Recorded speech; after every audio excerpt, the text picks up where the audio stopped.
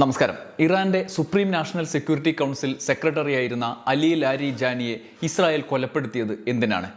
Iran രഹസ്യാന്വേഷണ മന്ത്രി ഇസ്മായിലിനെയും കൊന്നതായി ഒടുവിൽ ഇസ്രായേൽ പറയുന്നു. ഖമനേയെ കൊലപ്പെടുത്തുകയും മുജ്തബയെ കൊലപ്പെടുത്താൻ ശ്രമിച്ച് പരാജയപ്പെടുകയും ഇറാൻ ശക്തമായി പ്രതിരോധിച്ച് മുമ്പോട്ട് പോവുകയും ലോകമാകെ യുദ്ധത്തിന് എതിരാവുകയും ചെയ്യുമ്പോൾ അപ്രതീക്ഷിതമായി ഇസ്രായേൽ ഇത്തരമൊരു നീക്കം നടത്തിയത് എന്തിനായിരിക്കും? ലോകം മുഴുവൻ യുദ്ധം അവസാനിപ്പിക്കാനുള്ള ചർച്ചകളിലേക്ക് സമ്മർദ്ദം ചെലുത്തുമ്പോൾ ഇറാന്റെ നയതന്ത്ര നേതൃത്വത്തെ ഇല്ലാതാക്കുകയും യുദ്ധം അവസാനിപ്പിക്കാനുള്ള ചർച്ചകൾ തടസ്സപ്പെടുത്തുകയും ചെയ്യുക എന്ന കുടില ബുദ്ധിയാണത്രേ ഇസ്രായേൽ പയറ്റിയത്. ഇസ്രായേലിന്റെ നീക്കങ്ങളെക്കുറിച്ച് ഞെട്ടിക്കുന്ന റിപ്പോർട്ടുകളാണ് പുറത്തു വന്നുകൊണ്ടിരിക്കുന്നത്. ഈ സാഹചര്യമാണ് നമ്മൾ ഇന്നത്തെ വീഡിയോയിൽ പരിശോധിക്കുന്നത്. ഇസ്രായേലിന്റെ കുതന്ത്രത്തിന് പിന്നാലെ US ഹോർമൂസ് മുൻനിർത്തി നടത്തുന്ന പുതിയ നീക്കങ്ങളുടെ സാഹചര്യവും നോക്കാം. ഇറാനും പാശ്ചാത്യ രാജ്യങ്ങളും തമ്മിലുള്ള നയതന്ത്ര ചർച്ചകളുടെ പ്രധാന കവാടമായിരുന്നു national security council secretary Ali Larijani. US Israel സംയുക്ത സൈനിക നീക്കം ഹോർമൂസ് കടലിടുക്കിൽ തട്ടി അനിശ്ചിതാവസ്ഥയിൽ എത്തിയപ്പോൾ അമേരിക്കൻ സഖ്യകക്ഷികളടക്കം സമാധാന ചർച്ചകളിലേക്ക് കാര്യങ്ങൾ എത്തിക്കാനുള്ള സമ്മർദ്ദത്തിലേക്ക് പോവുകയായിരുന്നു. ഏറ്റവും ഒടുവിൽ തുർക്കിയുടെ എർദോഗൻ അതിശക്തമായ വിമർശനവുമായി ഇസ്രായേലിനെതിരെ രംഗത്തെത്തുകയും ചെയ്ത സാഹചര്യമുണ്ട്. ഈ ഘട്ടത്തിലാണ് ഇസ്രായേൽ ലാരിജാനിയെ കൊല്ലുന്നത്. യുദ്ധം വേഗത്തിൽ അവസാനിപ്പിക്കാനുള്ള നയതന്ത്ര ശ്രമങ്ങളെ തടയാനാണ് ലാരിജാനിയെ വധിച്ചത് എന്നാണ് പാശ്ചാത്യ നയതന്ത്ര വിദഗ്ധരുടെ നിരീക്ഷണം. ജനകീയ സിവിലിയൻ മുഖങ്ങളെ രാജ്യ നേതൃത്വത്തിൽ നിന്ന് ഇല്ലാതാക്കുക എന്നതാണ് ഇസ്രായേൽ പദ്ധതി. ലാരിജാനി പതിറ്റാണ്ടുകളായി ഇറാന്റെ അധികാര കേന്ദ്രങ്ങളിൽ സജീവമായിരുന്നു. അന്തരിച്ച പരമോന്നത നേതാവ് അയത്തുള്ള അലി ഖമനേയി ഉൾപ്പെടെയുള്ള വ്യക്തികൾ, രാഷ്ട്രീയ വിഭാഗങ്ങൾ എന്നിവയുമായുള്ള ബന്ധങ്ങളിലൂടെ രാജ്യത്തിന്റെ സുപ്രധാന തീരുമാനങ്ങളിൽ നിർണായക പങ്ക് ലാരിജാനിക്കുണ്ടായിരുന്നു. സംഘർഷം ആരംഭിക്കുന്നതിന് ആഴ്ചകൾക്ക് മുമ്പ് വരെ ഗൾഫ് അറബ് രാജ്യങ്ങൾ സന്ദർശിച്ചതും റഷ്യൻ പ്രസിഡന്റ് വ്ളാദിമിർ പുടിനെ കാണാൻ മോസ്കോയിലെത്തിയതും ലാരിജാനിയുടെ നേതൃത്വത്തിലായിരുന്നു. ഫെബ്രുവരി 28 ഖമനേയിയുടെ കൊലപാതകാനന്തരം നിർണായക സാന്നിധ്യമായി മാറി.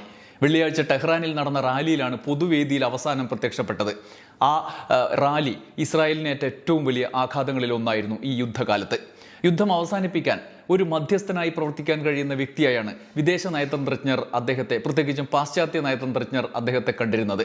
ഖമനേയിയുടെ മരണാനന്തരം ഇറാന്റെ നേതൃഘടനയിലെ നിർണായക സാന്നിധ്യമായിരുന്ന ലാരിജാനി വഴിയായിരുന്നു തുടർന്നും സമാധാന ചർച്ചകൾ നടക്കേണ്ടിയിരുന്നത്.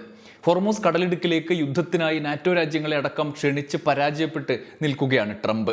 ഇസ്രായേൽ ആരംഭിച്ച യുദ്ധം അവസാനിപ്പിക്കാനാകാതെ വലയുകയായിരുന്നു. ഈ ഘട്ടത്തിൽ ഹോർമൂസിലൂടെ US ഇസ്രായേലും ഒഴികെയുള്ള രാജ്യങ്ങളുടെ കപ്പലുകൾ കടത്തിവിട്ട് ഇറാൻ സൗകര്യമൊരുക്കിയത് മറ്റ് രാജ്യങ്ങളുടെ പ്രീതിക്കും ഇടയാക്കി. റഷ്യയും ഫ്രാൻസും അടക്കം പ്രമുഖ രാജ്യങ്ങൾ യുദ്ധം അവസാനിപ്പിക്കേണ്ടതിന്റെ സാധ്യതകളിലേക്ക് വിരൽ ചൂണ്ടിയിരുന്നു. നാറ്റോ രാജ്യങ്ങൾക്കും ആ അഭിപ്രായം ഉണ്ടായിരുന്നു. GCC രാജ്യങ്ങൾ UN സമീപിച്ചിരിക്കുകയുമായിരുന്നു. യുദ്ധം ഈ ഘട്ടത്തിൽ അവസാനിപ്പിക്കാൻ ഇസ്രായേലിന് പക്ഷേ താല്പര്യമുണ്ടായിരുന്നില്ല.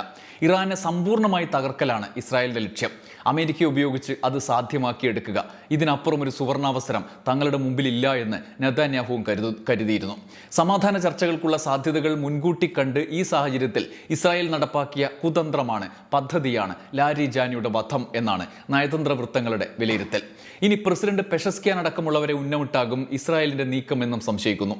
അങ്ങനെ വന്നാൽ ഇറാന്റെ സമ്പൂർണ്ണ നിയന്ത്രണം തീവ്ര വിഭാഗത്തിന്റെ കൈകളിൽ എത്തുമെന്നും ചർച്ച ഒരു കാലത്ത് നടക്കില്ല എന്നും ഇറാഖിലുണ്ടായതുപോലെ സമ്പൂർണ്ണ ആക്രമണത്തിലേക്ക് US തിരിയേണ്ടി വരും എന്നും ഇസ്രായേൽ കണക്കുകൂട്ടുന്നു. ഇതാണ് ഇന്നത്തെ ഏറ്റവും ഒടുവിലത്തെ പാശ്ചാത്യ മാധ്യമങ്ങളുടെ പ്രധാന വിലയിരുത്തലുകൾ. ഇതേസമയം ഇസ്രായേലിന്റെ കുതന്ത്രത്തിൽ വീണ് വലയുന്ന ട്രംപ് അടുത്ത നീക്കവും ആരംഭിച്ചു. ഹോർമൂസ് കടലിടുക്കിലേക്ക് നാറ്റോ രാജ്യങ്ങളുടെ അടക്കം സൈനിക പിന്തുണ ആവശ്യപ്പെട്ടത് അംഗീകരിക്കപ്പെടാതെ പോവുകയും ഓസ്ട്രേലിയ ഉൾപ്പെടെ തള്ളിക്കളഞ്ഞതോടെ നാണം കെടുകയും ചെയ്ത ട്രംപ് പ്രകോപിതനായി സ്വന്തം സൈനിക ശക്തിയുമായി ഇറങ്ങിത്തിരിക്കുകയാണ്.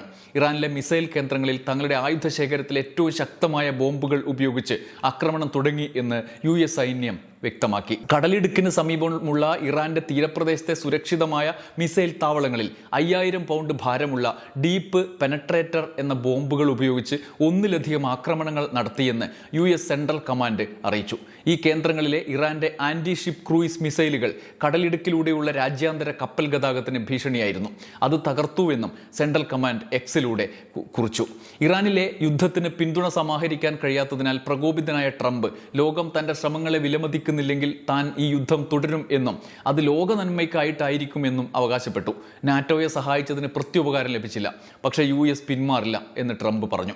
ഇതിന് പിന്നാലെയാണ് ഹോർമൂസിൽ നേരിട്ടുള്ള ആക്രമണം. ഡീപ് പെനട്രേറ്റർ ആക്രമണത്തിന് പിന്നാലെ US നാവികസേനയുടെ ആക്രമണ കപ്പലായ USS ട്രിപ്പോളിയും രംഗത്തിറക്കുന്നു എന്നാണ് റിപ്പോർട്ടുകൾ. ട്രിപ്പോളി പശ്ചിമേഷ്യയിലേക്കുള്ള യാത്രയ്ക്കിടെ സിംഗപ്പൂരിന് സമീപമുള്ള മലാക്ക കടലിടുക്കിൽ എത്തിയതായി വാർത്താ ഏജൻസികൾ റിപ്പോർട്ട് ചെയ്തു. മാരിടൈം ട്രാക്കിംഗ് വിവരപ്രകാരം ചൊവ്വാഴ്ച രാവിലെ കപ്പൽ സ്ഥലത്തെത്തി എന്നാണ് വാർത്തകൾ. കനത്ത കപ്പൽ ഗതാഗതമുള്ള സിംഗപ്പൂർ തീരത്ത് ഇറാൻ ഭീഷണി ഒഴിവാക്കാൻ ശക്തമായ മുൻകരുതലുകളും ഉണ്ട്. AIS ട്രാൻസ്പോണ്ടറുകൾ ഓൺ ചെയ്തുകൊണ്ടാണ് സഞ്ചാരം. സാധാരണ AIS ട്രാൻസ്പോണ്ടറുകൾ ഓഫ് ചെയ്താണ് കപ്പലുകൾ യാത്ര ചെയ്യാറുള്ളത്. എന്നാൽ മിന്നൽ ആക്രമണങ്ങൾ അടക്കമുള്ള അപകട സാധ്യത ഇറാന്റെ ഭീഷണി അടക്കം മുന്നിൽ കണ്ടാണ് തീരുമാനം. ട്രിപ്പോളിയിൽ 2200 സൈനികരുണ്ടെന്നാണ് വിവരം. ഇതുവരെ 50,000 സൈനികർ പശ്ചിമേഷ്യയിൽ നിലയുറപ്പിച്ചിട്ടുണ്ട് എന്നാണ് US കമാൻഡ് നേരത്തെ വ്യക്തമാക്കിയത്. ഇറാൻ യുദ്ധ പശ്ചാത്തലത്തിൽ ഹോർമൂസ് പ്രതിസന്ധി മുൻകൂട്ടി കണ്ട് ആക്രമണം നടത്താനുള്ള ഒരുക്കങ്ങൾക്ക് ട്രംപ് നിർദ്ദേശം നൽകി. ആവശ്യങ്ങൾ നിരവധി ഉന്നയിച്ചുവെങ്കിലും വിവിധ രാജ്യങ്ങൾ തള്ളിക്കളയുകയും യുദ്ധത്തിൽ പങ്കാളികളാക്കാനുള്ള കുതന്ത്രങ്ങൾ ട്രംപിന്റെ കുതന്ത്രത്തിൽ വീഴേണ്ട എന്ന് തീരുമാനിക്കുകയും ചെയ്തിട്ടുണ്ട്. ഈ തീരുമാനം ട്രംപിനെ പ്രകോപിപ്പിക്കുകയും ചെയ്തു. നിലവിൽ USന്റെയും ഇസ്രായേലിന്റെയും കപ്പലുകളെ മാത്രമാണ് തടയുക എന്നും തങ്ങളെ ആക്രമിക്കാൻ സഹായിക്കാത്ത എല്ലാ രാജ്യങ്ങളുടെയും കപ്പലുകൾ സുരക്ഷിതമായി കടത്തിവിടും എന്നുമാണ് ഇറാന്റെ ആവർത്തിച്ചുള്ള പ്രഖ്യാപനം. അതുപ്രകാരം ഇന്ത്യയുടേതടക്കമുള്ള കപ്പലുകൾ ഇറാൻ കടത്തിവിടുകയും ചെയ്തു.